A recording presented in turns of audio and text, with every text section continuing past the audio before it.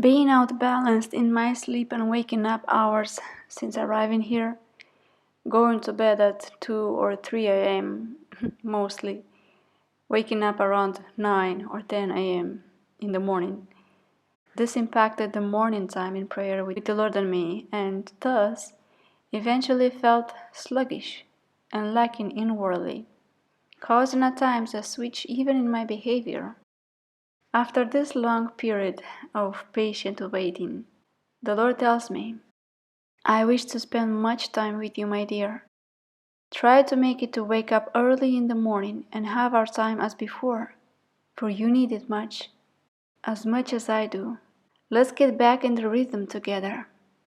Much is yet to be done before we depart from here, but for all, you need me in good ample quality time so you could function as I desire you to.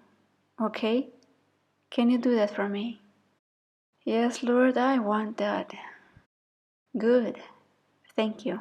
It's going to be very rewarding for you and many, including myself. Thank you.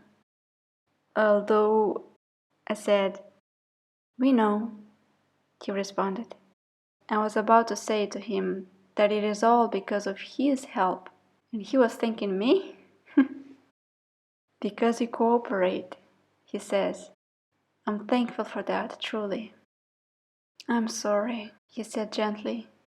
My thoughts then were veering toward my mistakes and struggles lately, slightly thinking of all this purifying season that I have been put through, that we all seem to have.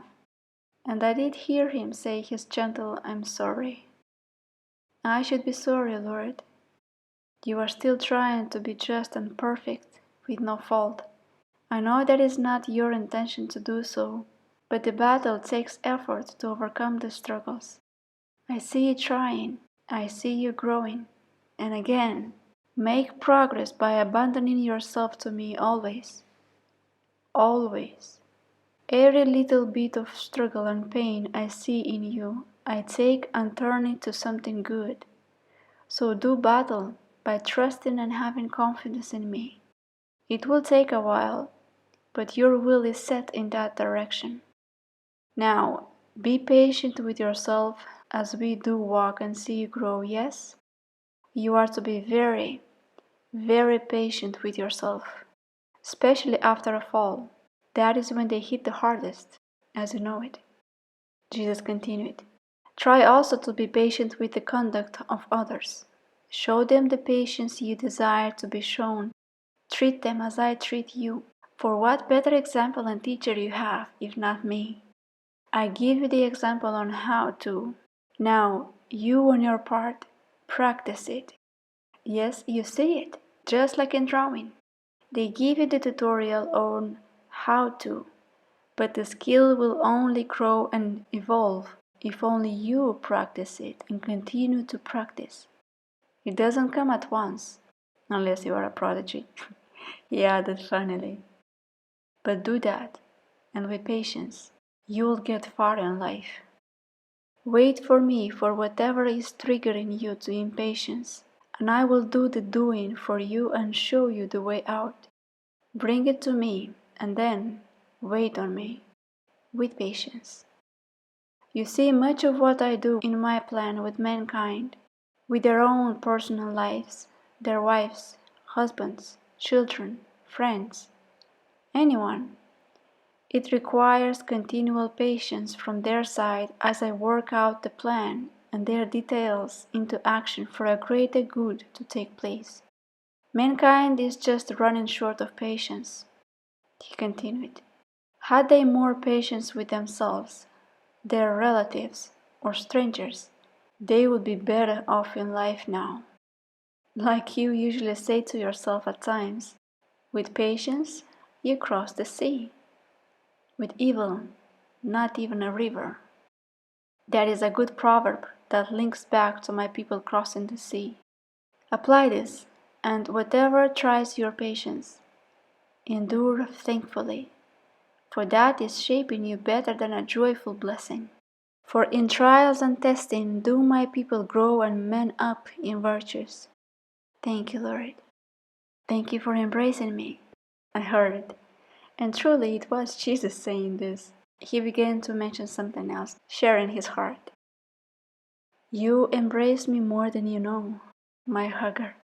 And he hugs me tightly.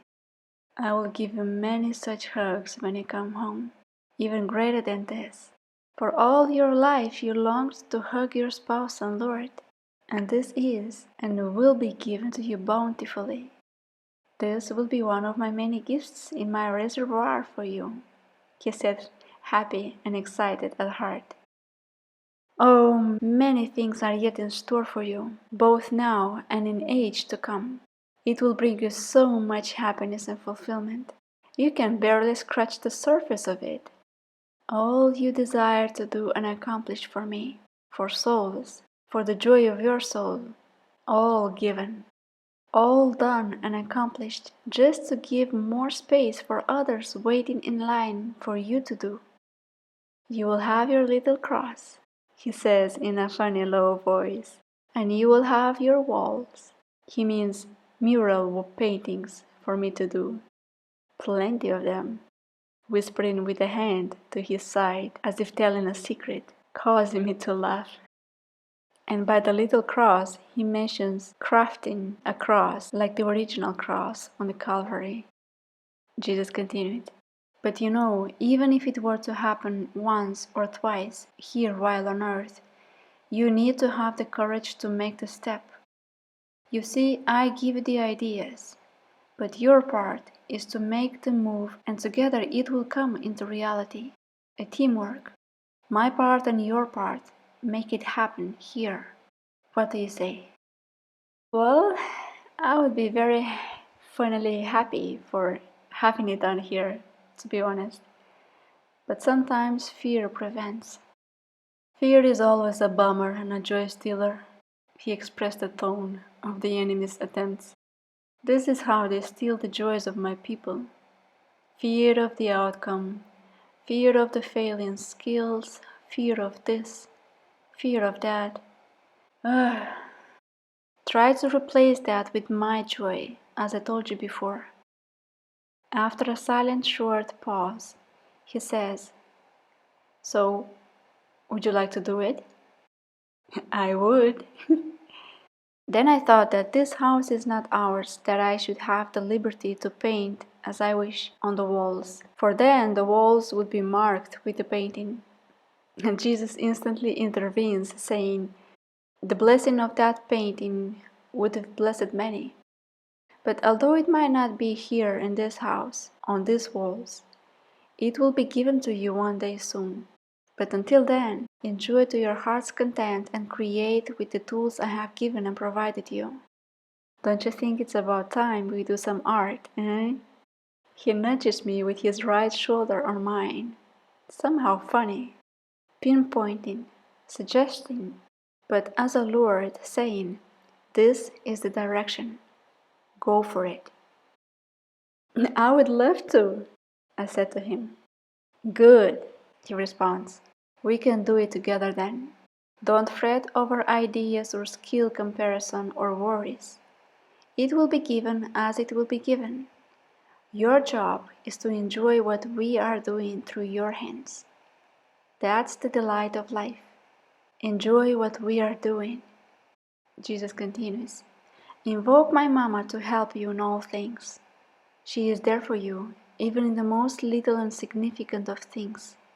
If it's on your heart and it troubles you, as a mother, she is more than ready to listen to it and help you out.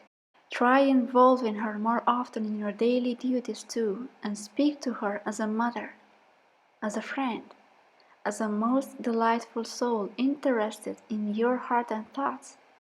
Oh, she is so more ready to aid you than you think. You need help with your voice?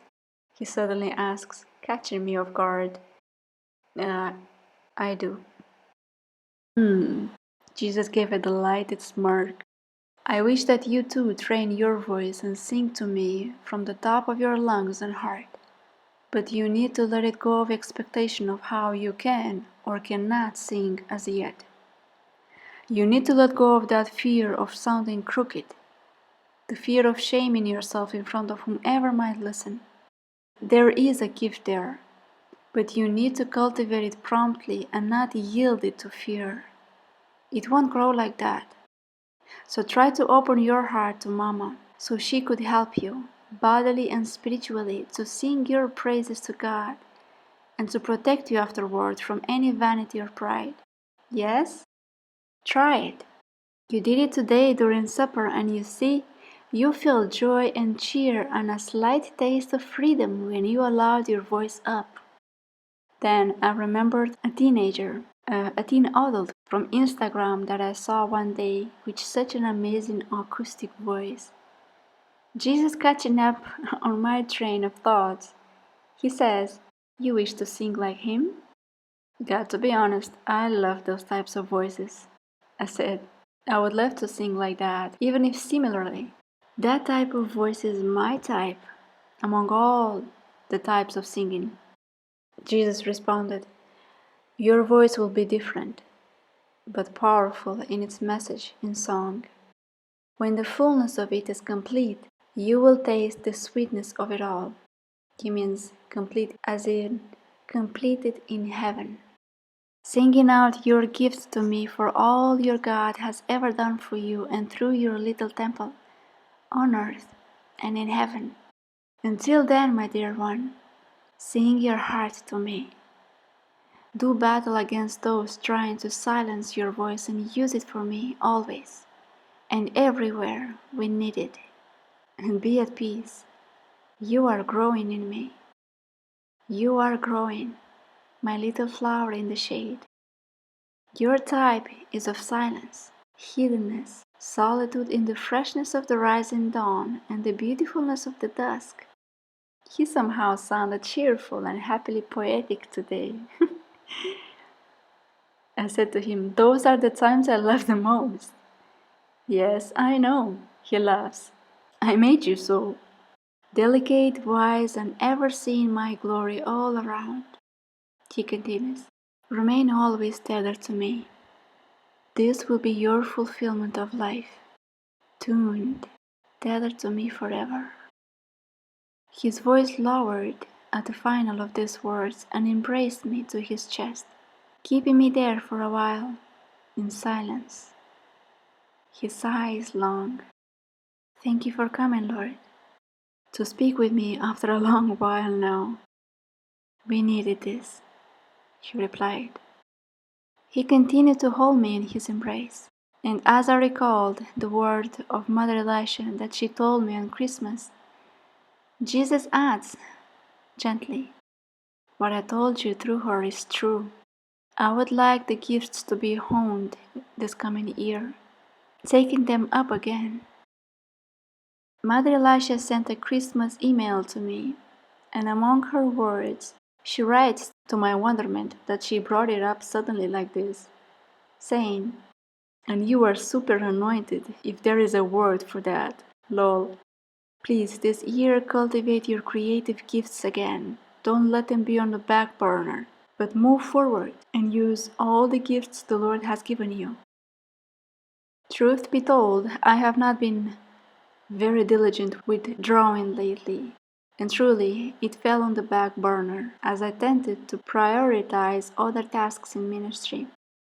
But now, thinking of the time I had available and the ministries to aid and tend to, many times my own delayed messages drive me to frustration and confusion as to where to pick them up to publish them. I wonder where to start and where to end. Jesus catches me and says, "I will help you sort them out." And he continues, "Many need your touch so I could touch them. These are to bring you delight to your soul and new experiences when you do it. That's your shoe. It's made for you." He referred to drawing, painting, etc. I am happy when you are happy, and this is one of those that brings you happiness. Even better when I am there with you in doing them all. He winks with a smile, for oftentimes, if not always, I see his final result on a drawing that we made together.